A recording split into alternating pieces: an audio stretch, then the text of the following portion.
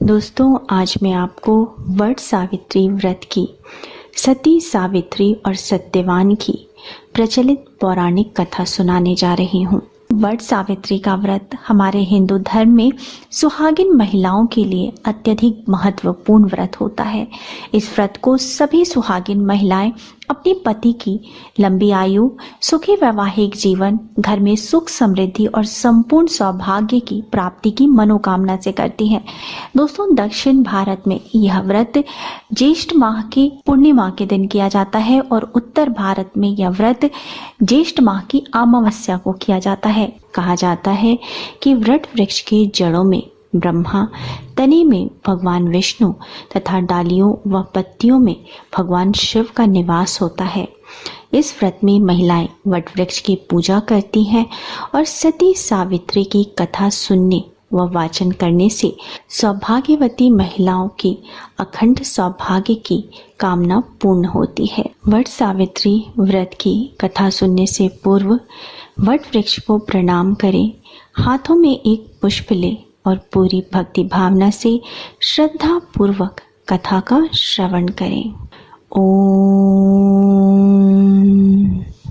भद्र देश के एक राजा थे जिनका नाम अश्वपति था। भद्र देश के राजा अश्वपति के कोई संतान न थी। उन्होंने संतान की प्राप्ति के लिए मंत्रोच्चारण के साथ प्रतिदिन 1,00,000 आहुतियां दी।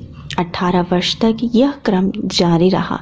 इसके बाद सावित्री देवी ने प्रकट होकर वर दिया कि राजन, तुम्हें एक तेजस्वी कन्या प्राप्त होगी। सावित्री देवी की कृपा से जन्म लेने के कारण ये कन्या का नाम सावित्री रखा गया। कन्या बड़ी होकर बेहद रूपवान हुई। योग्य वर न मिलने की वजह से सावित्री के पिता दुखी थे। उन्होंने कन्या को स्वयं वर तलाशने के लिए भेजा। सावित्री तपोवन में भटकने लगी। वहाँ साल्व देश के राजा द्युम्न सेन रहते थे। क्योंकि उनका राज्य किसी ने छीन लिया था, उनके पुत्र सत्यवान को देखकर सावित्री ने पति के रूप में उनका वरण किया। महर्षि नारद को जब यह बात पता चली तो वह राजा अश्वपति के पास पहुंचे और कहा कि हे राजन, यह क्या कर रहे हैं आप? सत्यवान गुणवान है, धर्मात्मा है और बलवान भी है, परंतु इसकी आयु बहुत छोटी है, वह अल्पायु है। 1 वर्ष के बाद ही उसकी मृत्यु हो जाएगी। महर्षि नारद की यह बात सुन राजा अश्वपति घोर चिंता में डूब गए।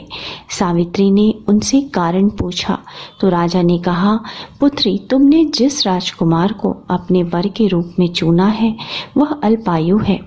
तुम्हें किसी और को अपना जीवन साथी बनाना चाहिए। इस पर सावित्री ने कहा, हे पिताजी, आर्य कन्याएं अपने पति का एक बार ही वरण करती हैं, राजा एक बार ही आज्ञा देता है और पंडित एक बार ही प्रतिज्ञा करते हैं और कन्यादान भी एक बार ही किया जाता है। सावित्री हठ करने लगी और बोली, मैं सत्यवान से ही विवाह करूंगी। राजा अश्वपति ने सावित्री का विवाह सत्यवान से कर दिया। सावित्री अपने ससुराल पहुंचते ही सास ससुर की सेवा करने लगी।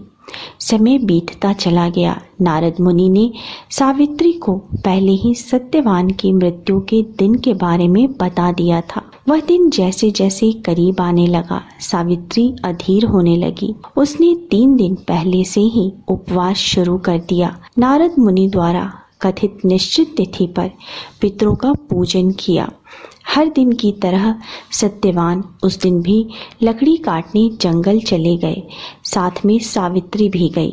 जंगल में पहुंचकर सत्यवान लकड़ी काटने के लिए एक पेड़ पर चढ़ गए।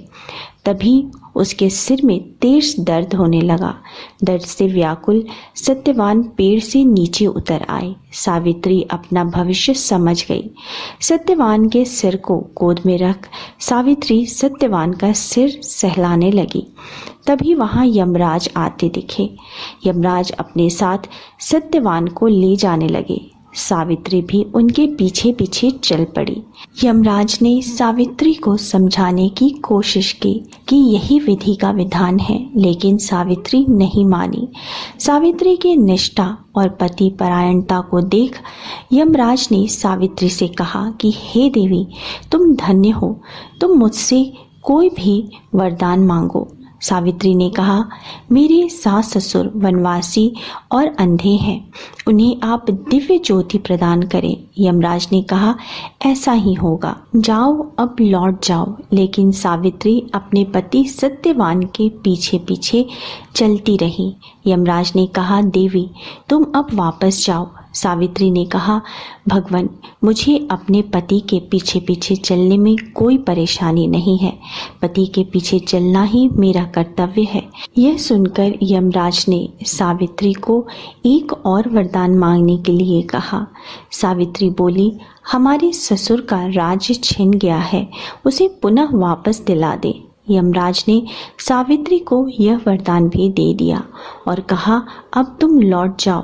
लेकिन सावित्री पीछे पीछे चलती रही। अब यमराज ने सावित्री को तीसरा वरदान मांगने के लिए कहा। इस पर सावित्री ने 100 संतानों और सौभाग्य का वरदान मांगा। यमराज ने इसका वरदान भी सावित्री को दे दिया। सावित्री ने यमराज से कहा कि हे प्रभु, मैं एक पतिव्रता पत्नी हूँ और आपने मुझे पुत्रवती होने का आशीर्वाद दिया है। यह सुनकर यमराज को सत्यवान के प्राण छोड़ने पड़े। यमराज अंतर ध्यान हो गए और सावित्री उसी वट वृक्ष के पास आ गई जहाँ उसके पति का मृत शरीर पड़ा था। सत्यवान जीवित हो गया और दोनों खुशी खुशी अपने राज्य की ओर चल पड़े। दोनों जब घर पहुँचे तो देखा माता पिता को दिव्य ज्योति प्राप्त हो गई है और इस प्रकार सावित्री सत्यवान चिरकाल तक राज्य सुख भोगते रहे। तभी से वट सावित्री अमावस्या और वट सावित्री पूर्णिमा के दिन वट वृक्ष का पूजन अर्चन करने का विधान है। यह व्रत करने से सौभाग्यवती महिलाओं की मनोकामना पूर्ण होती है और उनका सौभाग्य अखंड रहता है। इस कथा का सार यह है कि एकनिष्ठ पतिपरायण स्त्रियां अपने पति को सभी दुख और कष्टों से दूर रखने में समर्थ होती हैं। जिस प्रकार पतिव्रता धर्म के बल से ही सावित्री ने अपने पति सत्यवान को यमराज के बंधन से छुड़ा लिया था। इतना ही नहीं, खोया हुआ राज्य तथा अंधे सास ससुर की नेत्र ज्योति भी वापस दिला दी। अगर आपको मेरा आज का वीडियो अच्छा लगा है तो वीडियो को लाइक कर दीजिए, फैमिली एंड फ्रेंड्स के साथ शेयर कर दीजिए और मेरे चैनल को सब्सक्राइब करना मत भूलिए। मिलते हैं अगले वीडियो में, तब तक स्वस्थ रहिए, सुरक्षित रहिए और अपना बहुत बहुत ध्यान रखिए। जय माता दी।